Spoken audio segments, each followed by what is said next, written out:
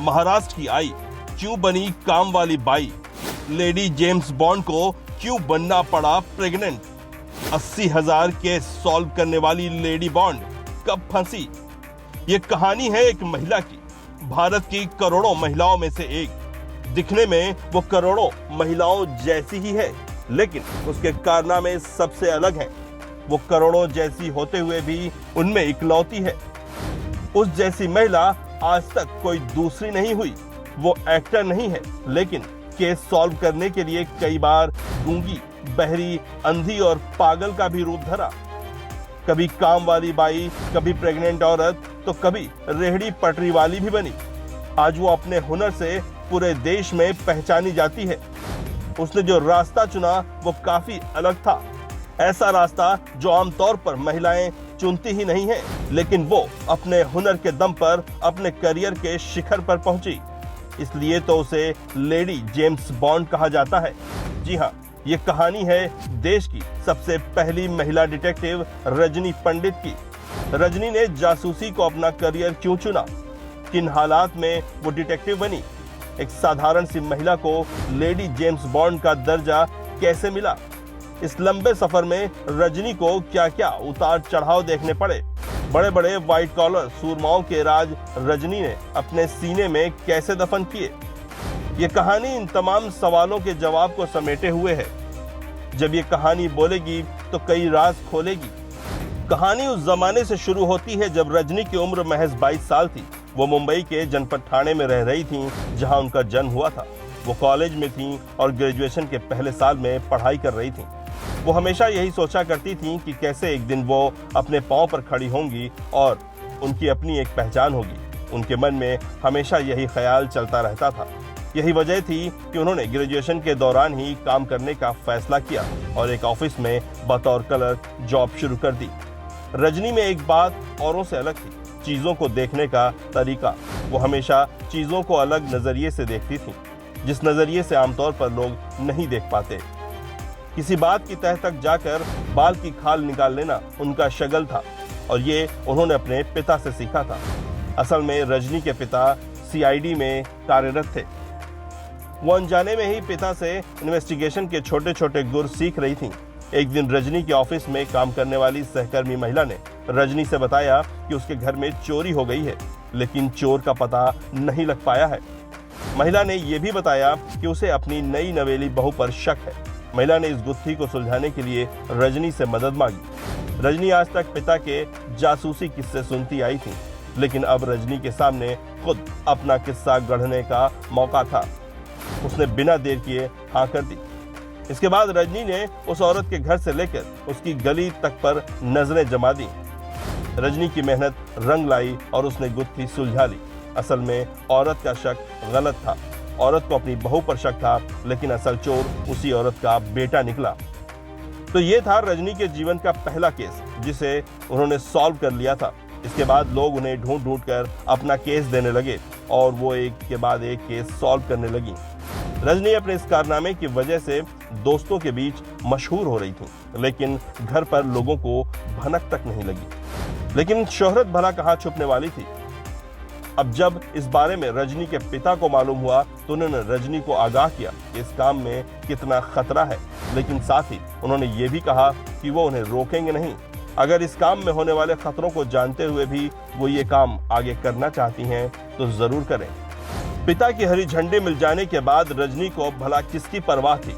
उन्होंने अपनी खोजबीन जारी रखी। धीरे धीरे रजनी कई न्यूज चैनल्स और अखबारों की सुर्खियां बनने लगीं।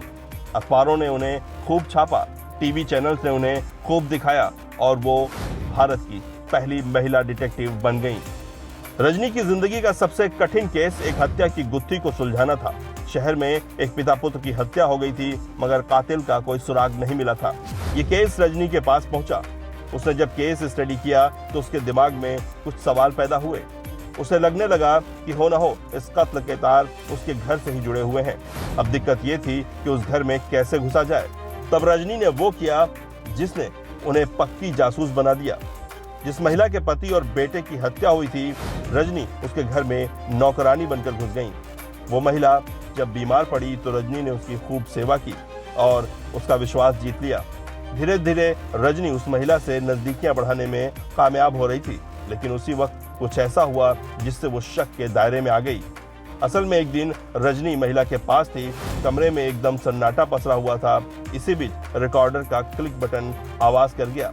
किसी तरह रजनी ने उस वक्त खुद को तो बचा लिया, मगर शक के घेरे में जरूर आ गई। अब उस महिला ने रजनी का बाहर निकलना तक बंद कर दिया। रजनी को उस महिला के घर में काम करते हुए करीब 6 महीने बीत चुके थे, मगर अभी तक ऐसा कोई सबूत हाथ नहीं लगा था जो उस महिला को कातिल साबित कर सके। एक दिन एक शख्स उस महिला से मिलने आया। उनकी बातों से रजनी जान गई कि पिता पुत्र की हत्या उस व्यक्ति ने ही की है। लेकिन अब दिक्कत ये थी कि वो घर से बाहर कैसे निकले, क्योंकि महिला ने उसे बाहर जाने से रोक रखा था। तभी रजनी के जासूसी दिमाग में एक उपाय आया। उसने किचन से चाकू लिया और अपने पैर पर गिराकर अपने पैर को जख्मी कर लिया। वो मालकिन के पास ये बहाना लेकर गई कि उसका पैर कट गया है, उसे इसकी पट्टी कराने डॉक्टर के पास जाना होगा। रजनी के पैरों से रिसता हुआ खून देखकर शायद उस महिला को कुछ और सोचने का वक्त नहीं मिला, इसलिए उसने मंजूरी दे दी। रजनी जैसे ही घर से बाहर निकली, वो भागती हुई पीसीओ बूथ पर गई और अपने क्लाइंट को फोन करके बताया कि जल्दी पुलिस लेकर के आ जाओ, तुम्हारा केस सॉल्व हो गया है, पिता पुत्र के हत्यारे मिल गए हैं और वो उसी घर में मौजूद है। कुछ देर बाद पुलिस वहां पहुंची और दोनों को गिरफ्तार कर लिया। जांच के बाद पता चला कि वो व्यक्ति उस महिला का प्रेमी था और उसी ने महिला के कहने पर पिता पुत्र को मारा था, जिससे उनका रास्ता साफ हो जाए। रजनी के लिए ये आज तक की सबसे बड़ी सफलता थी। इसके बाद रजनी का हौसला और बढ़ गया। इस केस को सॉल्व करने के बाद रजनी ने भेष बदल कर कुछ और भी केस सॉल्व किए। एक बार रजनी ने प्रेग्नेंट औरत बनकर तो दूसरी बार फेरीवाला का भेष बनाकर केस सॉल्व किया। रजनी अपने काम में कुछ इस तरह रमी कि शादी तक नहीं की। जासूसी ही उनकी जिंदगी थी। असल में उन्होंने काम में खुद को इतना मशगूल कर लिया कि घर बसाने की कभी ख्वाहिश ही नहीं उठी। लोगों की रजनी पंडित से उम्मीदें बढ़ रही थीं, साथ ही काम भी बढ़ रहा था। बढ़ते काम को देखते हुए रजनी ने 1991 में अपनी एजेंसी खोल ली। एक मामले में एक व्यक्ति ने रजनी से मदद मांगी। असल में उस आदमी को काम के सिलसिले में बार बार विदेश दौरे पर जाना पड़ता था। वो एक बार विदेश दौरे पर था, इसी दौरान उसका 7 साल का बेटा खो गया जो मिल नहीं रहा था। रजनी की छानबीन के बाद पता चला कि उस व्यक्ति की पत्नी का किसी से अफेयर चल रहा था और उसने अपने बॉयफ्रेंड के साथ मिलकर बच्चे को लोनावला ले जाकर छोड़ दिया था। दरअसल महिला को यह डर था कि बच्चा उनकी इस प्रेम कहानी का पर्दा फाश कर सकता है। बाद में उस बच्चे को ढूंढ लिया गया। कहते हैं कि रजनी ने छोटे बड़े केस मिलाकर 80,000 से ज्यादा केस सॉल्व किए हैं।